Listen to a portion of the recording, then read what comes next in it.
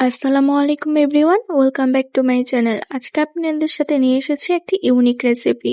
এই রেসিপিটি কিন্তু ছোট বড় সবাই পছন্দ করে। আজকে আমি রান্না করব ছোট মাছ ভুনা। বাঙালি বলতে কিন্তু মাছে ভাতে বাঙালি। আসুন সম্পূর্ণ রেসিপিটি দেখে নিই। একটি পাত্রে পরিমাণ মতো তেল দিয়ে এতে 1 কাপ পেঁয়াজ কুচি দিয়ে বেশ ভালোভাবে নেড়ে ভেজে নেব।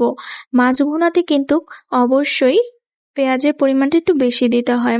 পেঁয়াজটা যখন হালকা ভাজা হয়ে আসবে তখন এতে একটি টমেটো কুচি ও স্বাদ মতো লবণ দিয়ে কিছুক্ষণ ভেজে নেব।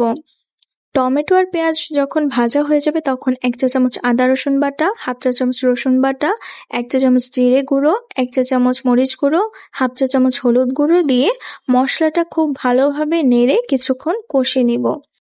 আমরা একটু ঝাল খেতে পছন্দ করি, তাই মরিচ গুঁড়ো একটু বেশি দিয়েছি। আপনারা আপনাদের স্বাদ অনুযায়ী দিয়ে নেবেন। মশলার উপরে কিন্তু তেল উঠে এসেছে। এখন এতে ছোট করে কেটে রাখা মাছগুলো দিয়ে বেশ ভালোভাবে নেড়ে মশলার সাথে মাছগুলো কষিয়ে নিব মিডিয়াম টু লো হিটে। মশলার সাথে মাছগুলো কিন্তু বেশ ভালোভাবে কষানো হয়ে গেছে। এখন এতে পর্যাপ্ত পরিমাণ পানি দিয়ে আলতো হাতে মাছগুলো নেড়ে বলক ওঠা পর্যন্ত অপেক্ষা করব। বলক উঠে এসেছে, এখন এটাকে আবারও আলতো হাতে নেড়ে 10 মিনিটের মতো রান্না করে নেব মিডিয়াম টু লো হিটে। 10 মিনিট পর আবারও মাছটাকে নেড়ে দিচ্ছি। অবশ্যই খেয়াল রাখবেন যাতে করে মাছ কিন্তু ভেঙে না যায়।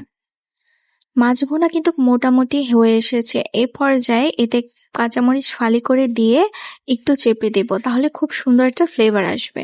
এখন উপরে সামান্য জিরে গুঁড়ো দিয়ে আবারও একটু আলতো হাতে চেপে দিচ্ছি। আমার ছোট মাছ ভুনা কিন্তু হয়ে এসেছে। এখন একটি বাটিতে তুলে নেব। দেখুন এই মাছ ভুনার কালারটা কিন্তু কত সুন্দর হয়েছে, আর খেতেও কিন্তু দুর্দান্ত হয়েছে। আপনাদের কাছে এই রেসিপিটা কেমন লেগেছে অবশ্যই কিন্তু কমেন্ট করে জানাবেন। আর লাইক, শেয়ার, সাবস্ক্রাইব করতে কিন্তু ভুলবেন না। সবাইকে সম্পূর্ণ ভিডিওটি দেখার জন্য অনেক অনেক ধন্যবাদ। আল্লাহ হাফেজ।